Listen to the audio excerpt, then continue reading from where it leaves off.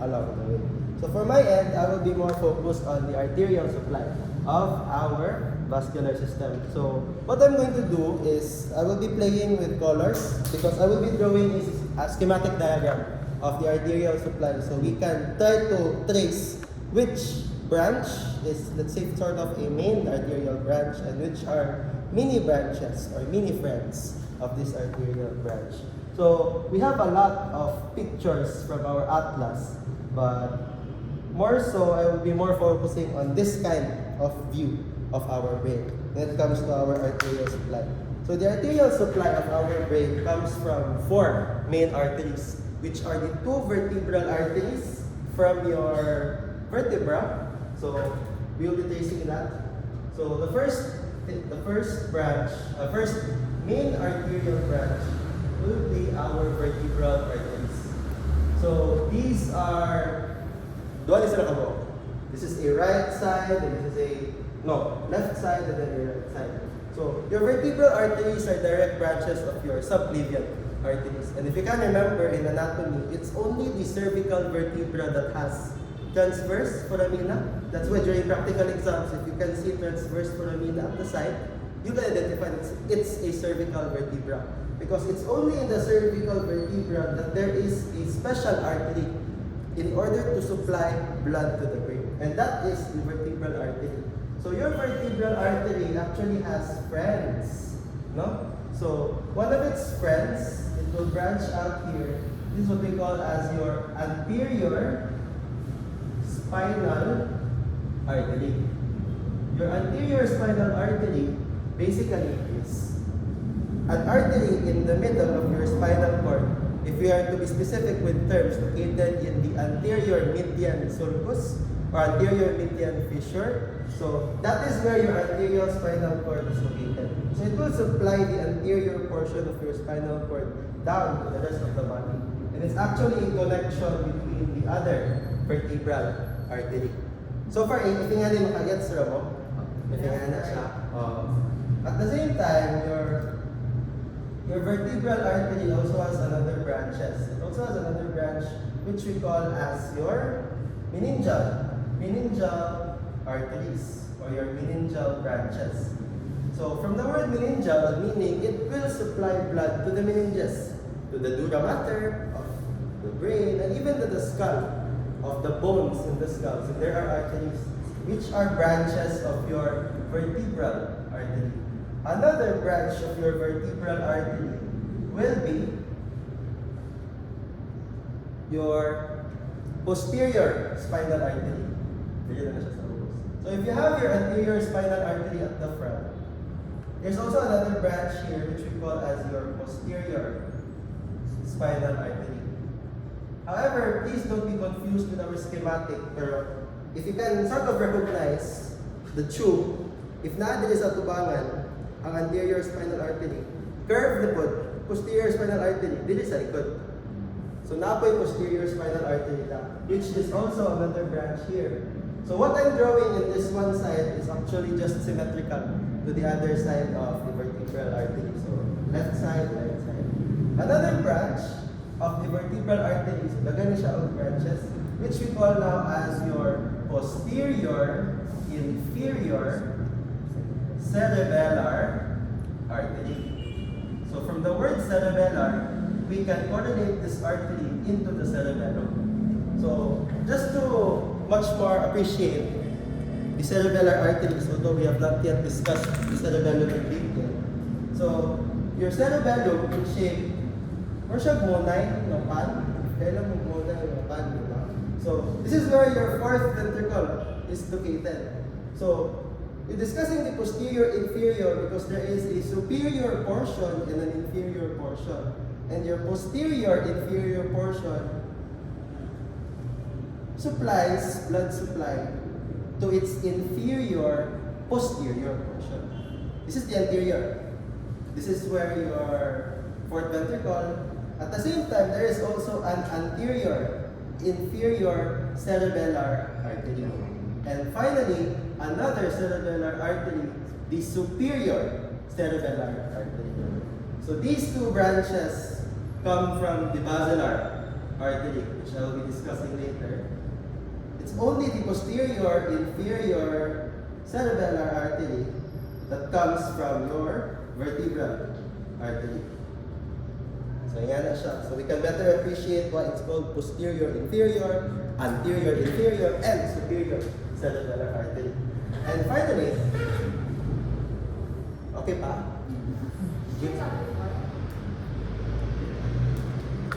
And finally, another branch is what we call as your medullary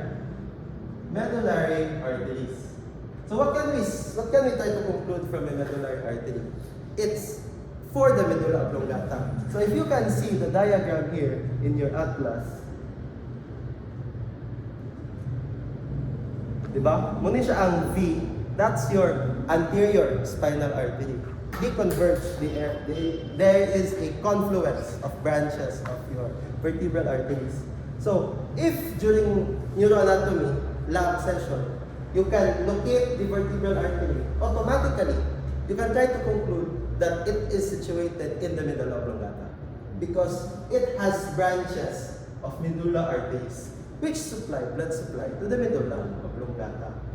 And it's solely because you can identify the vertebral artery as part or the main supplier of your medulla oblongata, because by then, these two vertebral arteries will join together to become your basilar artery. And your basilar artery is your marker that you are now in the pons area. So I will be using a different color. This time, we can differentiate that all of the ones in black are the main star vertebral artery and his or her friends. Diba? Na siya, anterior spinal artery na branch, muna yung one friend, another friend, posterior spinal artery, meningeal artery, posterior inferior cerebellar artery, and then medullary artery. All those in black are branches of your main star vertebral artery. So let's discuss another star. That will be your basilar artery. And this is your key marker that you are in the pons of the brain.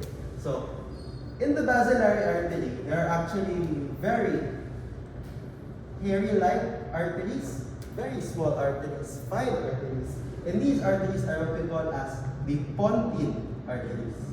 In the similar way that the medulla oblongata is supplied by the medullary arteries, your pons is supplied by your pontine arteries. So that's why it's called pontine. Another branch will be your anterior inferior cerebellar artery. This is what I was able to mention a while ago. Anterior inferior cerebellar artery.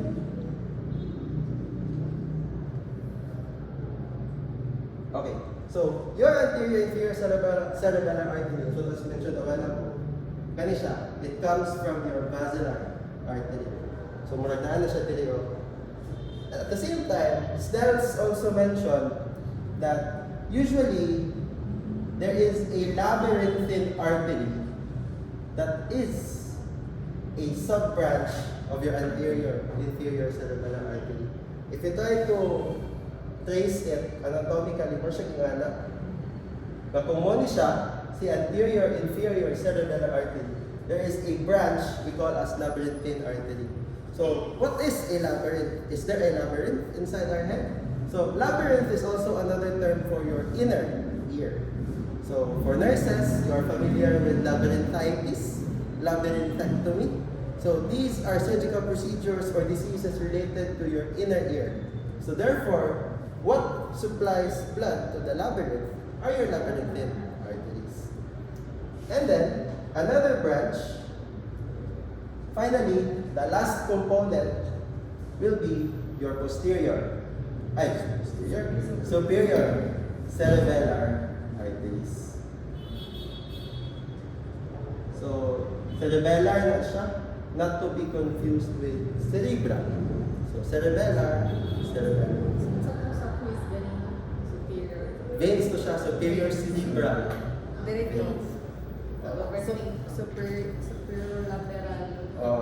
Superolateral, pero medial yung highlight. Ito ng number 10. Number 10. Okay. So so far for this point, okay pa ta?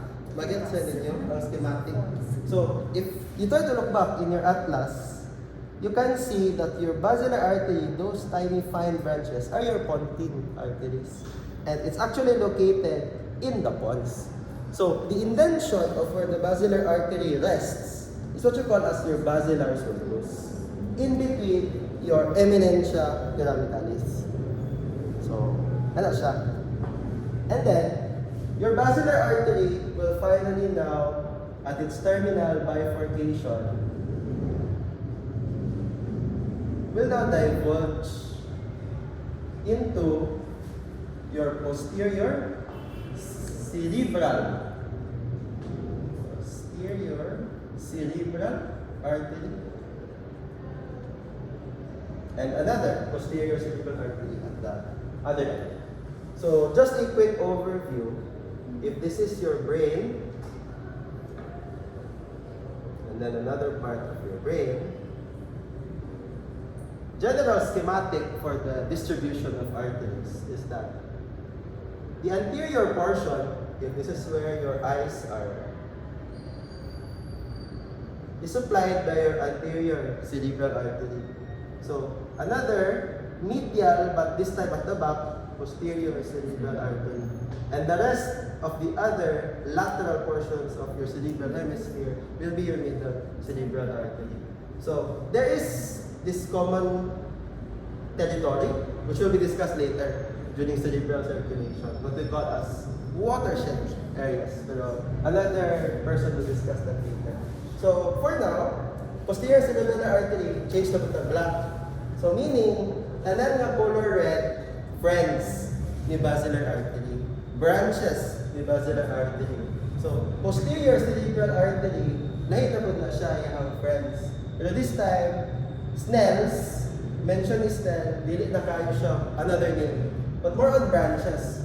We have choroidal branches. So choroidal branches, from the word choroidal, they supply blood to your choroid plexus. Because definitely, you can't make CSF if you don't have the blood supply. So there has to be a source of nutrients, there has to be an artery. And that's the choroidal branch of your posterior cerebral artery. Another is a central branch. So when we say central, it's more on the inside. So diencephalon. So if it comes to the central branch, they actually supply different structures, namely the thalamus, the lentiform nucleus, the caudate nucleus. I think those were terms mentioned by Melanie earlier. And then finally, we have cortical branches. What do we mean by cortical as a term? That is the cortex of the brain. So therefore, the cortex of the brain, this is the area of dominance, rather, of the posterior cerebral artery. More on the posterior portion of your brain, more of the posterior portion. Anyhow, this is a medial view of your brain. Ito nga, sa median longitudinal fissure, you look at the inside. So, at this part, all this in grayish area, anterior cerebral territory. At the back, posterior cerebral artery territory. And finally, at the lateral portion, sa kilid, sa brain, will be your middle cerebral artery. Doon na, sa may temporal lobe. Okay, so muna siya yung friends. Medyo gamay na itong space na. There is another artery which you call as your posterior communicating artery. So from the word posterior communicating, it only serves as a connection between your basilovertebral system to the rest of the internal carotid system. So muna na siya ang intro sa circle of Willis. So it's called vertebro-basilar system because it's the convergence of the vertebral and basilar arteries, which will branch out further to become the posterior cerebral artery and further branch to the posterior communicating. So your posterior communicating arteries, medyo wala kayo na ako na wise time space. Pero your posterior communicating arteries will actually connect with your internal carotid arteries. So your internal carotid arteries are the branches of your common carotid, one of the branches of your common carotid arteries. So, the moment it enters into the dura mater, it also has another branch. Ay, hindi ko na ito. Sorry. May line na ito kung pinsa ang friends, pinsa ang gilid friends. Internal carotid artery.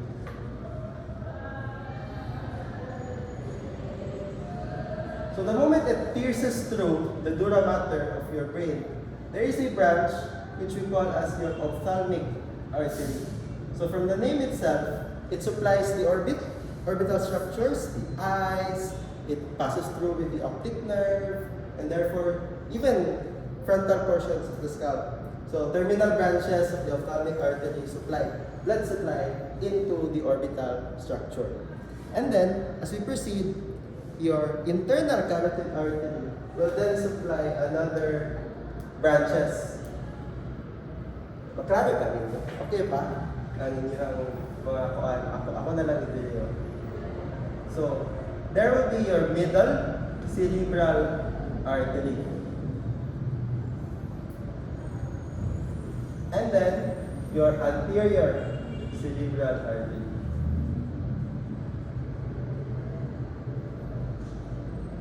So, as what was mentioned earlier, they have branches. They're cortical branches.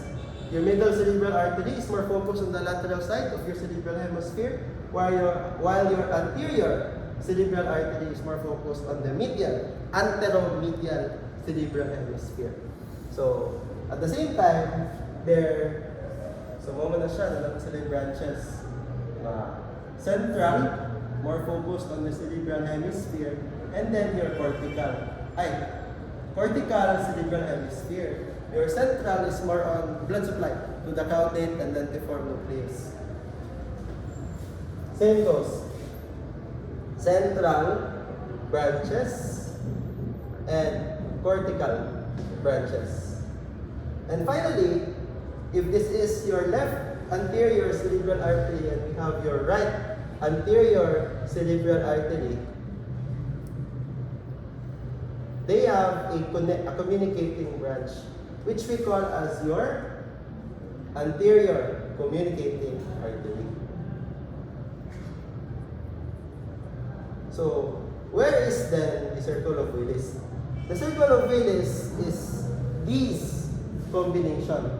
So, if we try to trace it, your anterior cerebral artery will then go back to a right inner internal carotid. And your internal carotid will then connect with a posterior communicating branch, and the posterior communicating branch will now interact with another posterior cerebral artery. And therefore, if you try to trace the entire system, this is where your circle of Willis is. Basilar, posterior cerebral, posterior communicating, internal carotid, anterior cerebral, anterior communicating artery, anterior cerebral at the other side, internal carotid at the other side, posterior communicating, posterior cerebral artery, and then back again at the basilar artery. So this is your circle of Willis. It's not a strict circle, but it's more on a round formation, anastomotic formation, which will be important in cerebral circulation. So that will be all for arterial supply. That were my questions, concerns, difficulties. So, una siya for Snell's. Medyo chaotic ang drawing, pero I was able to send a sort of schematic diagram to the group. So hopefully that's a much more visual, arranged visual organization of this system. Ano din, Jmar, follow and like. Subscribe.